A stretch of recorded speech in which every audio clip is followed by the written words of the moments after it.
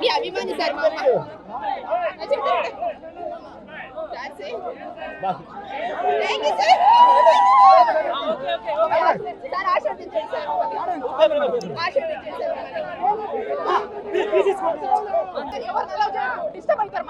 దాదాపుగా 4 సంవత్సరాల కిందట జరిగిన ఘటనలో ఈ రోజు టాపిక్ డైవర్ట్ చేసేందుకు 4వ తారీఖు రాత్రిన సురేష్ను దళిత ఎంపీని విజయవాడ డిప్యూటీ మేయర్ భర్తను అరెస్ట్ చేస్తారు. నేను అడుగుతా ఉన్నా, సూటిగా నేను ఒక ప్రశ్న అడుగుతా ఉన్నా, ఆ రోజు ఏం జరిగింది? తెలుగుదేశం పార్టీకి సంబంధించిన అఫీషియల్ స్పోక్స్ పర్సన్ పట్టాభి అనే వ్యక్తి ఆ రోజు సిట్టింగ్ ముఖ్యమంత్రిగా ఉన్న అప్పట్లో సిట్టింగ్ ముఖ్యమంత్రిగా ఉన్న వ్యక్తిని బోసుడీకే అని తిట్టాడు. బోసుడీకే అంటే ఏమిటో తెలుసా? తెలుగుదేశం పార్టీ కార్యాలయంలో తెలుగుదేశం పార్టీ అధికార ప్రతినిధి ముఖ్యమంత్రిని ఆ రోజు అన్న మాట లంజా కొడక అని.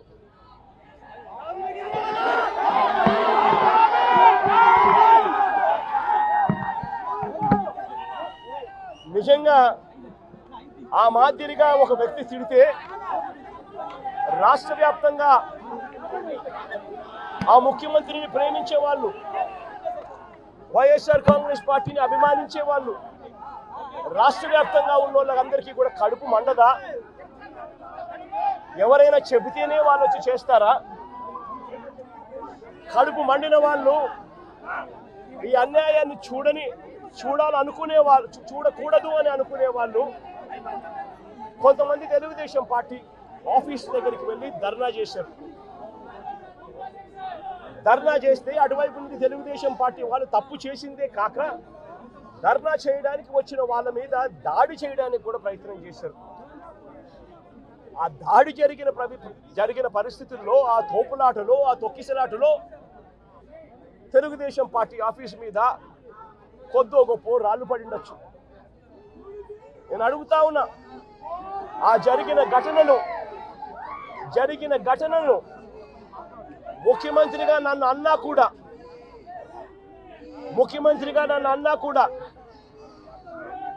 నేను చంద్రబాబు నాయుడు గారి మీద కక్ష సాధింపు చర్యతో వ్యవహరించిన.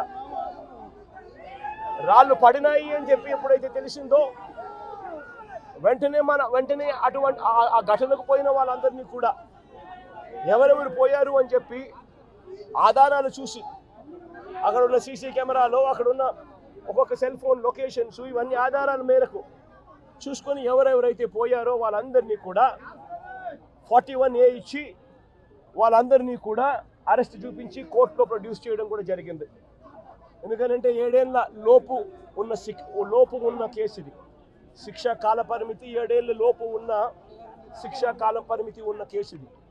కాబట్టి దీంట్లో అరెస్ట్ చేయడం అన్నది it does not serve the purpose.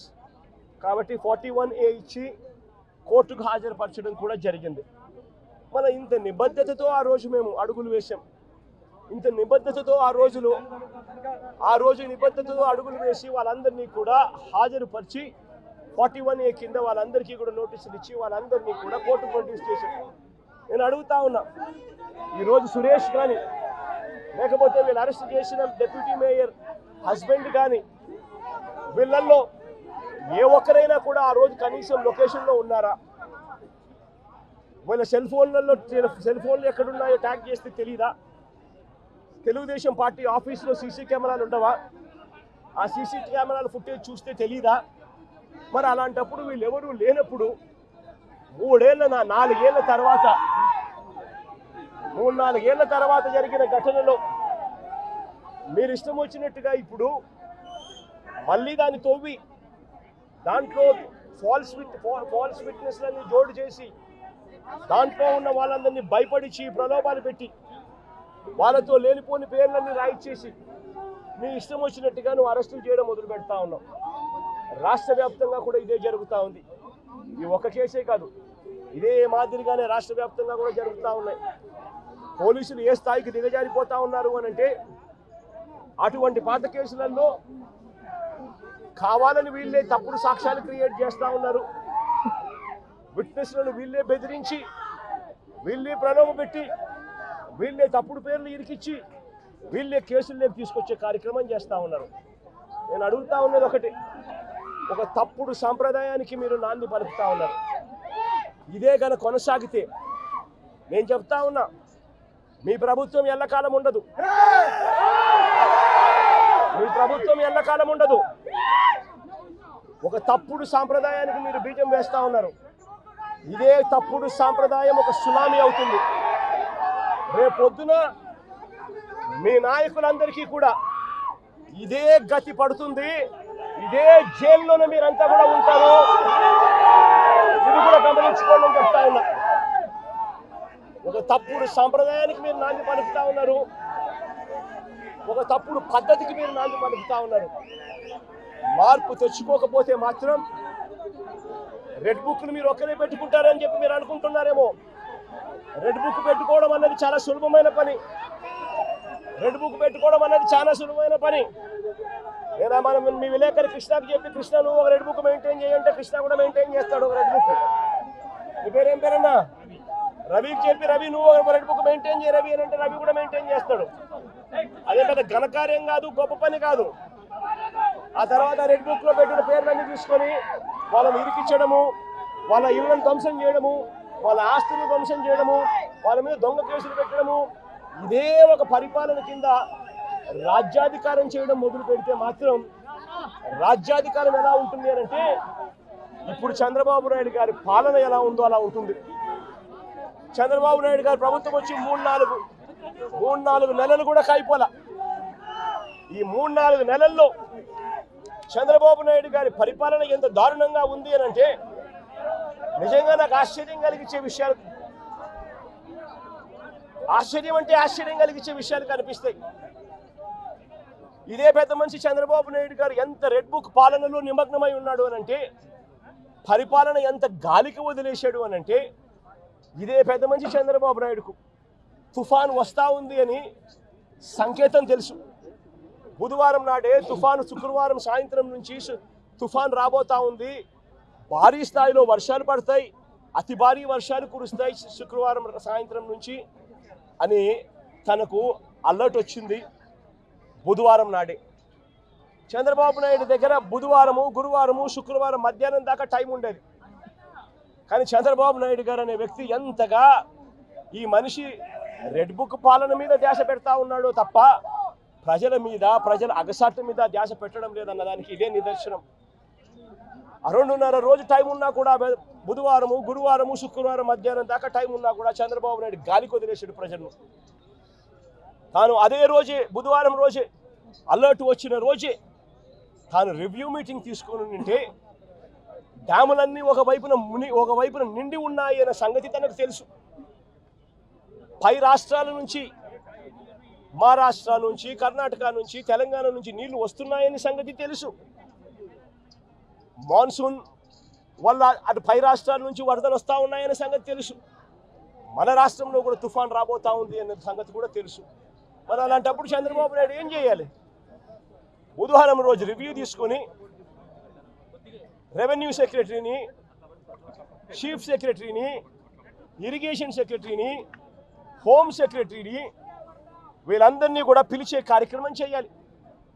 వీళ్ళందరితో రివ్యూ తీసుకుంటే వీళ్ళందరూ ఆ తర్వాత కలెక్టర్లతో వెళ్ళి కలెక్టర్లతో వీళ్ళంతా కూడా చేయాల్సిన పనులు చేస్తారు. ఇరిగేషన్ సెక్రటరీ ఉన్న డ్యాములను ఖాళీ చేయిస్తాడు. శ్రీశైలంలోను, నాగార్జున సాగర్లోను, పులిచింతల్లోను 3 డ్యాముల్లోనూ కనీసం ప్రతి డ్యామ్లోనూ ఒక 25-30 టీఎంసీలు తగ్గించుకుంటూ వచ్చి కనీసం ఒక 80-90 టీఎంసీలు మేరకు తగ్గించి ఈ 3 డ్యాముల్లో కలిపి ఒక ఫ్లడ్ కుషన్ మెయింటైన్ చేస్తాడు ఇరిగేషన్ సెక్రటరీ. దానివల్ల పైనుంచి వచ్చే నీళ్లను, ఇతర రాష్ట్రాల నుంచి వచ్చే నీళ్లను, ఈ ఫ్లడ్ కుషన్ ఉంది కాబట్టి నీళ్లను అక్కడే ఆపిడచ్చు. రెవెన్యూ సెక్రటరీ వెంటనే రిలీఫ్ క్యాంపులు ఏర్పాటు చేస్తాడు. ఆ రిలీఫ్ క్యాంపుల్లో ఏర్పాట్లు బాగున్నాయా లేదా, రిలీఫ్ క్యాంపులు ఎక్కడున్నాయి, ఎక్కడ పెట్టాలి, ఆ రిలీఫ్ క్యాంపుల్లో ఏర్పాట్లను పర్యవేక్షిస్తాడు రెవెన్యూ సెక్రటరీ.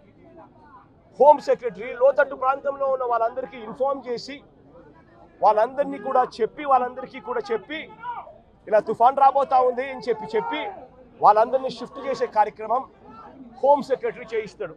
మరి నేను అడుగుతా ఉన్నా, ఇదే పెద్ద మంచి చంద్రబాబు నాయుడు ఇవన్నీ చేశాడా అని అడుగుతా ఉన్నా.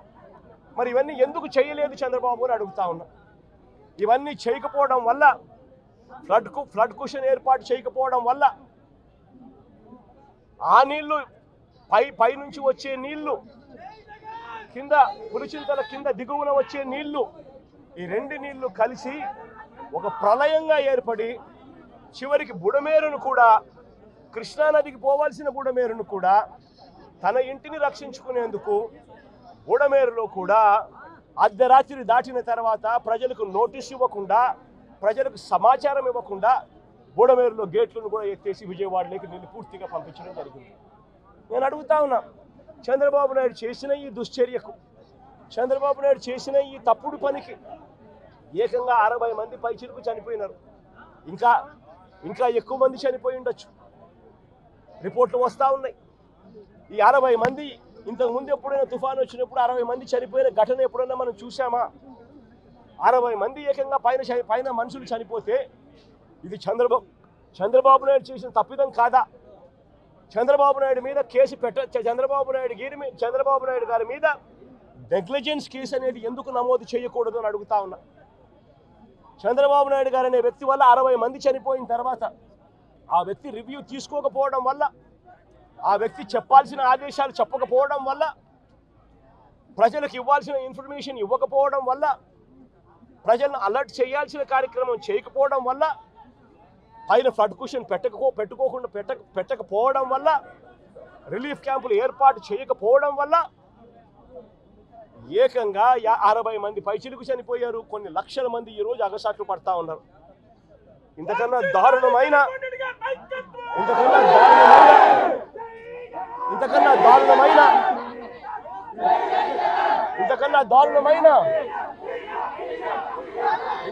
దారుణమైన పరిపాలన ఎక్కడైనా ఉంటుందా అని అడుగుతా ఉన్నా. ఈ పెద్ద మనిషి ఈ నేరాన్ని కూడా, ఈ తప్పును కూడా డైవర్ట్ చేసేందుకు ఒకవైపున సురేష్ లాంటి ఎక్స్-ఎంపీని, విజయవాడ డిప్యూటీ మేయర్ భర్తను, ఇలాంటి వాళ్ళని టాపిక్ డైవర్ట్ చేసేందుకు 4వ తేదీ రాత్రే అరెస్ట్ చేయించే కార్యక్రమం చేస్తాడు. అంతటితో ఆగిపోకుండా ఇదే పెద్ద మనిషి బోట్ల గురించి మాట్లాడతాడు. నిజంగా నాకు ఆశ్చర్యం అనిపిస్తుంది ఆ బోట్ల గురించి మాట్లాడుతూ ఉన్నప్పుడు. ఈ బోట్లన్నీ కూడా ఎవరు ఏని అడుగుతా ఉన్నా, ఈ బోట్లకు అన్నిటికీ కూడా ఎవరి హయాంలో పర్మిషన్ వచ్చింది అని అడుగుతా ఉన్నా. ఈ బోట్లన్నీ కూడా ఎవరి ప్రభుత్వం వచ్చిన తర్వాత 3-4 నెలల కిందట ప్రభుత్వం చంద్రబాబు నాయుడు గారిది వస్తే ఆ విజయోత్సవాలు చేసిన ర్యాలీలో ఈ బోట్లు వీళ్ళు లేరా అని అడుగుతా ఉన్నా. ఈ బోట్లలో ఉన్న వ్యక్తులు, ఈ బోట్లు గత 4 నెలలుగా చంద్రబాబు నాయుడు గారితో కలిసి ఇసుక దోపిడీలో చంద్రబాబు నాయుడు గారితో కలిసి ఈ బోట్ల ఓనర్లు వీళ్ళందరూ కూడా భాగస్వాములు అయినారు. భాగస్వాములు కావడమే కాకుండా చంద్రబాబు నాయుడు గారు గెలిచినప్పుడు ఈ బోట్లతో విజయోత్సవాలు చేసుకున్నారు. ఇదే బోట్ల ఓనర్లు, ఇదే బోట్లకు పర్మిషన్ ఇచ్చింది ఎవరు? చంద్రబాబు నాయుడు గారి హయాంలో. ఎవరు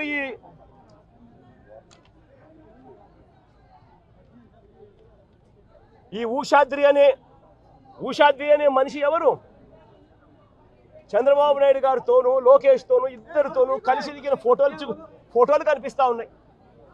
తెలుగుదేశం పార్టీలో క్రియాశీలకంగా వ్యవహరించిన పరిస్థితులు కనపడతా ఉన్నాయి.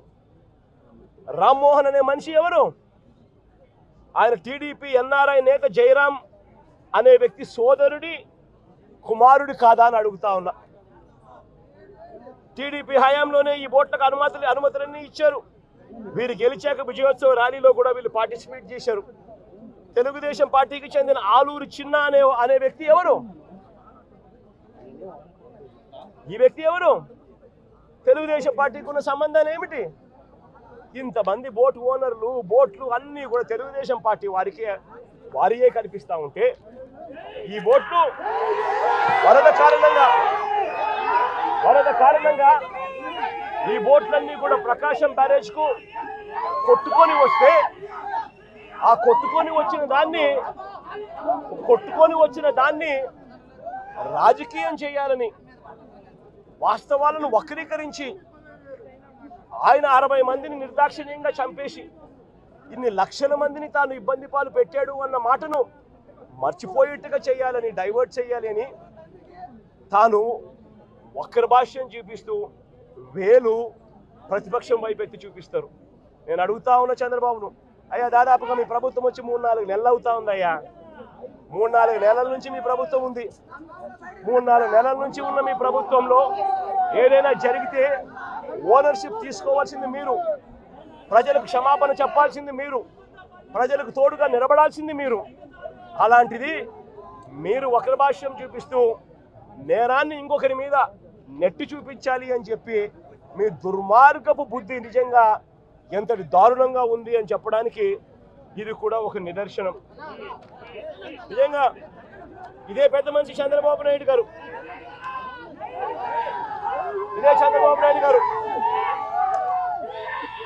ఏ రకమైన రాక్షస పాలన చేస్తా ఉన్నాడు, ఏ రకంగా ఈనాడు అనే దినపత్రిక, ఏనాడు ఆంధ్రజ్యోతి, ఏనాడు TV5 ఇవన్నీ కూడా చంద్రబాబు నాయుడు గారిని ఎలా గోబెల్స్ మాదిరిగా ఎలా మోస్తున్నారో చెప్పడానికి కూడా ఒక చిన్న ఉదాహరణ ఈరోజు ఈనాడులో వచ్చింది. ఏమొచ్చింది? రెయిన్ గేజ్ మీటర్లు చెడిపోయాయంట. రెయిన్ గేజ్ మీటర్లు చెడిపోయాయి ఈనాడులో ఈరోజు కింద పాటలో ఫ్రంట్ పేజ్లో స్టోరీ. కాబట్టి చంద్రబాబు నాయుడు గారికి వర్షం ఎంత పడుతుందో తెలియడం లేదంట. ఇది మా ప్రభుత్వంలో చెడిపోయాయి అని చెప్పి చంద్రబాబు నాయుడు వచ్చినాక ఇప్పుడు మరమ్మతులు ఇప్పుడు చేయిస్తున్నాడట. ఇప్పుడు నిజంగా ఎంత దుర్మార్గంగా మారాస్తున్నారు అని అంటే వీళ్ళు మనుషులేనా అని అడుగుతా ఉన్నాను నేను ఈ సందర్భంగా. అయ్యా, రాష్ట్రంలో పాత విధానంలో ఉండే రెయిన్ గేజ్ మీటర్లు ఎప్పుడూ అవుట్డేటెడ్ అయిపోయాయి. వాటి స్థానంలో ఆటోమేటిక్ సెన్సార్ వ్యవస్థలు, automated weather stations, 1599 weather stations, automated weather stations రాష్ట్రంలో అందుబాటులో ఉన్నాయి. 2014 నుంచి కూడా అందుబాటులో ఉన్నాయి. వాటిని ఇంకా మేము బలపరుస్తూ మా హయాంలో మరో 450 ఆటోమేటెడ్ వెదర్ స్టేషన్స్ మేము ఇంకా ఫర్దర్గా స్ట్రెంథెన్ చేస్తూ ఏర్పాటు కూడా చేశాం. ఇవన్నీ ఉన్నాయి కాబట్టే చంద్రబాబు నాయుడు గారు ఆ రోజు వరదలు వచ్చినప్పుడు విజయవాడలో 32 సెంటీమీటర్లు, పక్కన జీకొండూరులో 42 సెంటీమీటర్లు, పక్కన ఇక్కడ విజయవాడ సెంటర్లో 30 సెంటీమీటర్లు అని ఈ డేటా అంతా మీరు ఎలా చెప్పగలిగినారు? ఇవన్నీ ఉన్నాయి కాబట్టే చెప్పగలిగినారు. ఇవన్నీ ఉన్నాయి కాబట్టే రైతులకు ఇన్సూరెన్స్ వస్తూ ఉంది. ఇవన్నీ ఉన్నాయి కాబట్టే ఈ క్రాపింగ్ జరుగుతూ ఉంది. ఇవన్నీ ఉన్నాయి కాబట్టే అన్నీ జరుగుతూ ఉన్నాయి. కానీ మీరేం చేస్తూ ఉన్నారు? మళ్ళీ టాపిక్ డైవర్ట్ చేసేందుకు చంద్రబాబు నాయుడు గారు 60 మందిని చంపినారు అన్న పాపాన్ని పక్కకు డైవర్ట్ చేసేందుకు, ఇన్ని లక్షల మంది అవస్థలు పడుతున్నారు అన్న టాపిక్ను డైవర్ట్ చేసేందుకు మళ్ళీ డైవర్షన్లో భాగంగా వెదర్ మీటర్లు అంట ఉండే పాత విధానంలో ఉండే రెయిన్ గేజ్ మీటర్లు చెడిపోయాయట, మా హయాంలోనే చెడిపోయాయట, మేము పట్టించుకోలేదట. ఇప్పుడు చంద్రబాబు నాయుడు ఇప్పుడు కనుక్కున్నాడట, ఇప్పుడు రిపేర్ చేయిస్తున్నాడు. నిజంగా సిగ్గుండాలి రామోజీరావు ఈనాడు దినపత్రికకు రాయడానికి. ఇంతగా ఈనాడు, ఆంధ్రజ్యోతి, TV5, చంద్రబాబు నాయుడు ఇంతమంది కలిసి ఒక అబద్ధాన్ని నిజం చేయడం కోసం ఇంతగా తాపత్రయపడతా ఉన్నారంటే అసలు వీళ్ళు మనుషులేనా అని చెప్పి ప్రతి ఒక్కరు కూడా ఆలోచన చేయాలని చెప్పి కోరుతా ఉన్నా. నేను ఇవాళ చెప్తా ఉన్నా ఎంత దారుణంగా ఉంది వీళ్ళ పాలన అంటే, నిన్న పెదకూరుపాడు నియోజకవర్గంలో జరిగిన ఘటన, మా ఎక్స్ఎమ్మెల్యే శంకర్రావు, పెదకూరుపాడు ఎక్స్ఎమ్మెల్యే శంకర్రావు అన్న పెదకూరుపాడులో ఈ విపత్తు వల్ల, వరదల విపత్తు వల్ల జరిగిన నష్టాల్లో పాలు పంచుకుంటూ రైతులకు, ప్రజలకు తోడుగా ఉండేందుకు తాను బయలుదేరుతా ఉంటే తాను వెళ్లకుండా కారును అడ్డగించి, ఒక ఎక్స్ఎమ్మెల్యే కారును అడ్డగించి ఆ కారును పగలగొడతారు. తాను వరద బాధితులను చూడకూడదట, వరద ప్రాంతాన్ని తాను పరామర్శించకూడదట. నిజంగా వాళ్ళు అనుకుంటా ఉన్నారు, ఇలా ఎవరు కూడా పోకూడదు, ఇలా ఎవరు కూడా చూడకూడదు, ఇలా ఎవరు కూడా మాట్లాడకూడదు. ఇలా జరిగింది అని అంటే చంద్రబాబు నాయుడు గారి హయాంలో జరిగిన ఈ తప్పిదాలు బయటికి రావు అని వీళ్ళు అనుకుంటున్నారు. అయ్యా చంద్రబాబు, ఇవన్నీ తాత్కాలికమే. నష్టం జరిగింది ప్రజలకు, కష్టం వచ్చింది ప్రజలకు, దెబ్బ తగిలింది ప్రజలకు, నొప్పి కలిగేది ప్రజలకు. ఆ ప్రజలు చంద్రబాబు నాయుడు చేస్తూ ఉన్న ఈ తప్పులను ఒకదానికి ఒకటి యాడ్ చేసుకుంటూ పోతా ఉన్నారు. యాడ్ చేసుకుంటూ పోయి శిశుపాలుని పాపాల మాదిరిగా మీ 100 తప్పులు కూడా వేగంగా ముందుకు పడతా ఉన్నాయి అడుగులు. మీరు భూస్థాపితమైపోయే రోజులు కూడా త్వరలోనే వస్తూ ఉన్నాయి. మీరు మీ పార్టీని కూడా గుర్తుపెట్టుకోమని కోరుతా ఉన్నా. ఇక్కడ నుంచి సామిరెడ్డి అని ఇదే పెదకూరుపాడు నియోజకవర్గానికి సంబంధించిన మరో నాయకుడు సామిరెడ్డి విషయంలో పరామర్శించడానికి పోతా ఉన్నా. తాను గతంలో మార్కెట్ యార్డ్ చైర్మన్గా చేసిన వ్యక్తిని కారు అడ్డగించి, కారు ఆపి తన కాళ్ళు తన చేతులు రెండు కూడా రాడ్లతో కొట్టి చనిపోయాడు అని చెప్పి తనను వదిలేసి వెళ్ళిపోయిన ఘటనలో తనను పరామర్శించడానికి పోతా ఉన్నా. నిజంగా ఏం జరుగుతూ ఉంది? టాపిక్లన్నీ కూడా ఎవరు కూడా జెండా పట్టుకోకూడదు, ప్రజలెవరు నిలదీయకూడదు. చంద్రబాబు నాయుడు గారు అనే వ్యక్తి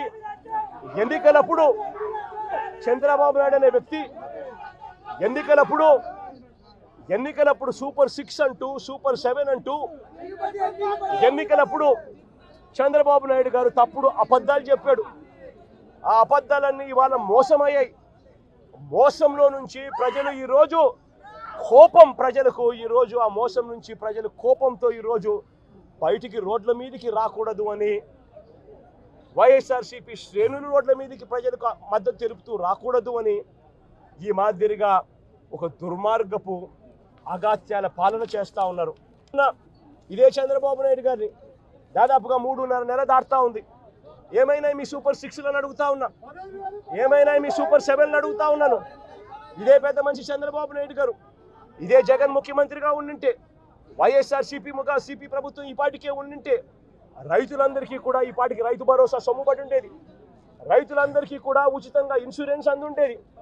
రైతులందరికీ కూడా ఎందుకు ఈ విపత్తులు వచ్చాయి? ఈ విపత్తులు వచ్చి ఇంత పంట నష్టం జరుగుతూ ఉంది. ఎక్కడన్నా ఒక్క గ్రామ సచివాలయంలో కానీ కనీసం వీళ్ళంతా కానీ ఆ గ్రామ సచివాలయంలో లిస్టులు పెట్టి సోషల్ ఆడిట్ చేసి ఎవరికైనా ఇంకా మిగిలిపోయి ఉన్నారా, అందరి వచ్చినాయా, అన్ని ఊర్లు నమోదైనాయా అని చెప్పి చూసే కార్యక్రమం కనీసం జరుగుతూ ఉందా లేదా అని అడుగుతా ఉన్నా. సోషల్ ఆడిట్లు గాలికి ఎగిరిపోయాయి. గ్రామ సచివాలయంలో పారదర్శకంగా లిస్టులు పెట్టే కార్యక్రమం గాలికి ఎగిరిపోయింది.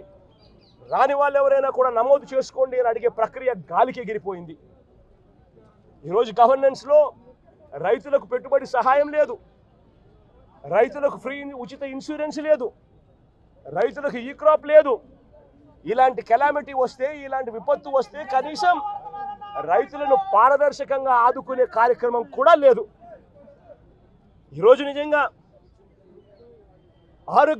ఆరోగ్యశ్రీ పరిస్థితి చూస్తే జనవరి నుంచి మామూలుగా జనవరిలో ఏదైనా హాస్పిటల్స్ బిల్స్ వస్తే ఫిబ్రవరిలో ఆరోగ్యశ్రీ ట్రస్ట్ ప్రాసెస్ చేసి మార్చిలో బిల్స్ ఇస్తారు. మార్చి 16న కోడ్ వచ్చింది. ఇక అంతే. జనవరి నుంచి ఇప్పటిదాకా 2,000 కోట్లు పైచిరుకు దాటాయి Arogyasri network bill, hospitals bill. ఇంతవరకు ఇచ్చిన పాపాన పోల. ఆరోగ్య ఆసరా అటకెక్కిచ్చేశారు. 104, 108 మొన్న ఎంప్లాయీస్కి సంబంధించి మొన్న అడుగుతూ ఉంటే, సార్ ఈ ప్రభుత్వం వచ్చిన తర్వాత మాకు జీతాలు ఇవ్వలేదు సార్ అని చెప్తా ఉన్నారు. ఈరోజు మెడికల్ కాలేజీలు 17 కొత్త మెడికల్ కాలేజీలు వైఎస్ఆర్సీపీ ప్రభుత్వం కట్టడం మొదలుపెట్టి అందులో 5 అప్పటికే పూర్తి చేసేసి ఆ 5 కాలేజీల్లో సీట్లు కూడా తెచ్చుకొని మిగిలిన ఇంకొక 5 కాలేజీలకు కూడా ఇప్పుడు సీట్లు తెచ్చుకునే దానికోసం అన్ని వసతులు క్రియేట్ చేసి పెడితే చంద్రబాబు నాయుడు ఏం చేస్తూ ఉన్నాడు? డబ్బుల కోసం మెడికల్ కాలేజీను స్కాముల కింద మార్చేసి తనకు కావాల్సిన వాళ్ళ కోసం మెడికల్ కాలేజీలు అమ్మేసే కార్యక్రమం చేస్తూ ఉన్నాడు.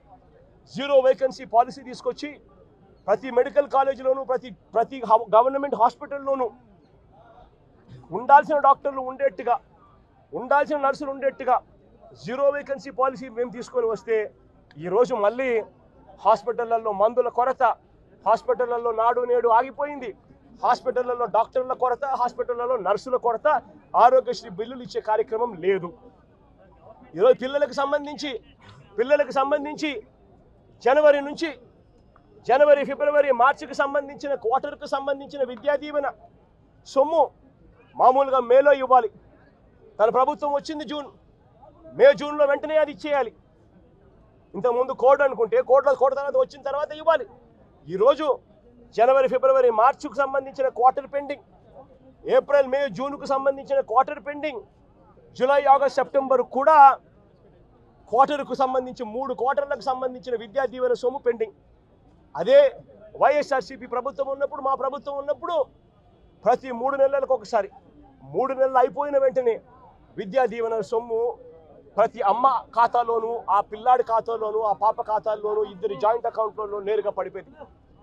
ఈరోజు విద్యా దీవెన 3 క్వార్టర్లకు సంబంధించి బిల్స్ పెండింగ్ ఉన్నా పట్టించుకునే నాతుడు లేడు. వసతి దీవెన ఇవ్వాల్సింది ఇవ్వకుండా అది కూడా ఎగరగొట్టేశారు. అమ్మఒడి అన్నది గాలి కొదిలేసినారు.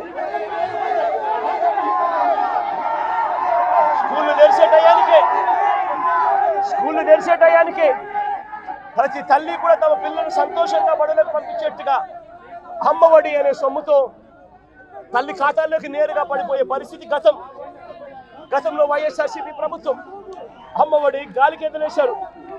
గోరుముద్దలో రోజుకొక మెనూ పెడుతూ పిల్లలను అల్లారు ముద్దుగా చూసుకుంటా ఉన్న వాళ్ళ మేనమామ ప్రభుత్వం వైఎస్ఆర్సీపీ ప్రభుత్వం అయితే, ఈరోజు చంద్రబాబు నాయుడు గారి ప్రభుత్వంలో పిల్లలు ఇవాళ తిండి తినలేక పిల్లలు ధర్నాలు చేస్తూ హాస్పిటల్లోకి ఇవాళ చేరుతా ఉన్న పరిస్థితులు ఈరోజు కనిపిస్తా ఉన్నాయి. బడులలో ఇంగ్లీష్ మీడియం గాలి కొదిలేశారు. టోఫుల్ అన్నది 3వ తరగతి నుంచి పీరియడ్గా పిల్లలకు పెడుతూ ఇంగ్లీష్లో తర్ఫీదిచ్చే కార్యక్రమం వైఎస్ఆర్సీపీ ప్రభుత్వం చేస్తూ ఉంటే ఈరోజు టోఫుల్ క్లాసులను పూర్తిగా ఎత్తేసినారు. నిజంగా నేను ఆశ్చర్యం కలుగుతూ ఉంది. గవర్నెన్స్ విషయంలో అదే వైఎస్ఆర్సీపీ ప్రభుత్వం ఉన్నప్పుడు, అదే వాళ్ళ జగనన్న ప్రభుత్వం ఉన్నప్పుడు, ఆ పేదల జగనన్న ప్రభుత్వం ఉన్నప్పుడు ప్రతి పథకము డోర్ డెలివరీ జరిగేది. పెన్షన్ ఇంటికే వచ్చేది, రేషన్ ఇంటికే వచ్చేది. ఈరోజు పెన్షన్ గాలి కొదిలేసినారు. జన్మభూమి కమిటీల చుట్టూ తిరగాల్సి వస్తూ ఉంది. ఈరోజు రేషన్ అన్నది ఇంటికి రావడం అన్నది కథ దేవుడెరుగు, వస్తే చాలన్నట్టుగా తయారైపోయింది. ఇంటి వద్దకే వచ్చే వాలంటీర్ల వ్యవస్థ కుప్పకూలిపోయింది. వాలంటీర్లను మోసం చేసినారు. సచివాలయ సిబ్బందిని కూడా ఇష్టం వచ్చినట్టుగా వాళ్ళను అక్కడికి ఇక్కడికి సచివాలయ వ్యవస్థను నిర్వీర్యం చేసేందుకు అక్కడికి ఇక్కడికి ట్రాన్స్ఫర్ ఆర్డర్లపై చేసేసి సచివాలయ వ్యవస్థను కూడా కుప్పకూల్చారు. గవర్నెన్స్ లేదు, డోర్ డెలివరీ లేదు, స్కూళ్ళు బాగలేవు, స్కూల్ పిల్లలకు ఇచ్చేయాల్సిన విద్యా దీవెన, వసతి దీవెన, అమ్మఒడి ఇవన్నీ కూడా ఆగిపోయాయి. హాస్పిటల్స్ బాగలేవు, రైతుల పరిస్థితి బాగలేదు. ఇక సూపర్ 6, సూపర్ 7 గురించి మాట్లాడాల్సి వస్తే వాటి గురించి ఏమైనా చంద్రబాబు అని అంటే ఇదే పెద్ద మనిషి చంద్రబాబు నాయుడు నోట్లో నుంచి వచ్చే మాటలు ఏమిటి? సూపర్ 6 అంటే ఏమిటి నాకు గుర్తులేదే అని అంటావు. సూపర్ 6, సూపర్ 7 ఇవా డబ్బులు లేవు రాష్ట్రంలో అని ఇవాళ అంటా ఉన్నారు. ఇవాళ నిజంగా ఇదే పెద్ద మనిషి చంద్రబాబు నాయుడు అడుగుతాను, ఎన్నికలప్పుడు ఈ పెద్ద మనిషి చంద్రబాబు నాయుడు గారు అన్న మాటలు ఏమిటి? ఎన్నికలప్పుడు ఈ పెద్ద మనిషి చంద్రబాబు నాయుడు గారు ప్రతి ఎమ్మెల్యే అభ్యర్థిని ఇంటికి పంపించి డోర్ టు డోర్ క్యాంపెయిన్ చేస్తూ అన్న మాటలు ఏమిటి? పిల్లాడు కనపడితే చాలు, నీకు 15,000, నీకు 15,000, నీకు 15,000, నీకు 15,000 సంతోషమా?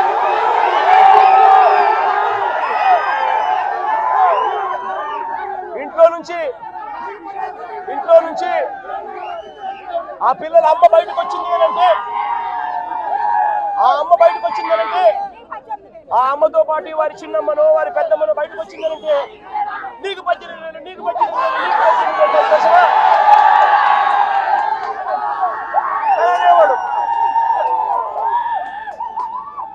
ఇంట్లో నుంచి 50 ఏళ్ల పై చిలుకు ఉన్న మహిళ బయటకు వస్తే చాలు, ఇంట్లో ఇంట్లో నుంచి 50 ఏళ్ళు పైచిలకు ఉన్న మహిళ బయటకు వస్తే చాలు, జగనన్న చేయూత కింద ఇచ్చింది మీకు కేవలం 18,000.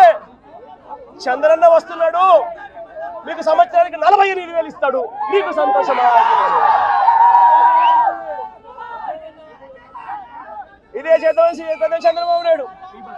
ఇంట్లో నుంచి ఒక 20 ఏళ్ళ పిల్లాడు బయటకు వస్తే చాలు, చంద్రన్న వస్తున్నాడు, మీకు నెలకు 3,000. సంతోషమా నీకు అని అనేవాడు.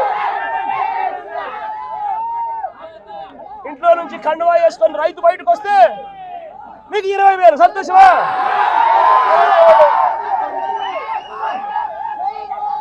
అడుగుతా ఉన్నా, సూపర్ 6 అన్నావు, సూపర్ 7 అన్నావు, ఇంటికి వెళ్ళి అబద్ధాలు చెప్పావు, మోసం చేస్తా ఉన్నావు.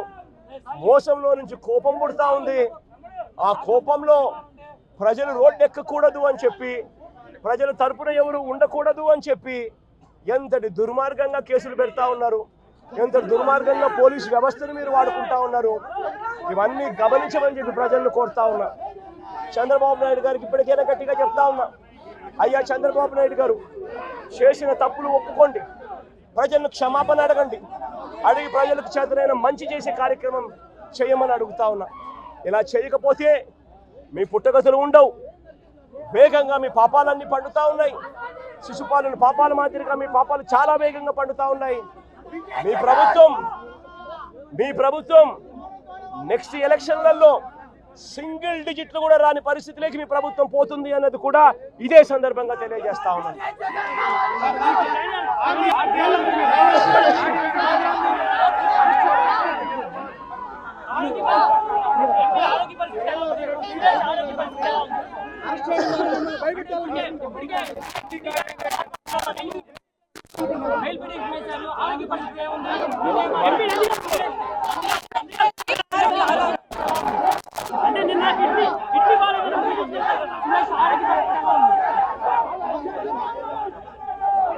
ఎంపీ పరిస్థితి ఆరోగ్యపరంగా నేను అడగలేదు, కుశల ప్రశ్నలు మాత్రమే వేసినాను. నన్ను చూస్తాను, ఆయన ఏడ్చాడు, ధైర్యంగా ఉండు అని చెప్పినాను. తన భార్య కూడా నాతో పాటు వచ్చింది కాబట్టి ఆ తర్వాత టాపిక్ పిల్లల చదువులు, ధైర్యంగా ఎదుర్కోవాల్సిన సమస్యల మీద, దాని మీద మాట్లాడటమే జరిగింది. కానీ నాకు ఇది తట్టలేదు.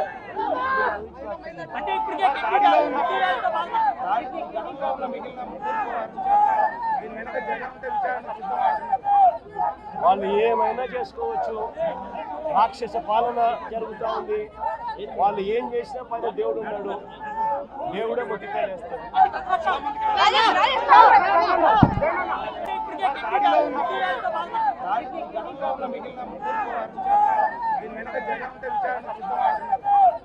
వాళ్ళు ఏమైనా చేసుకోవచ్చు, రాక్షస పాలన జరుగుతూ ఉంది.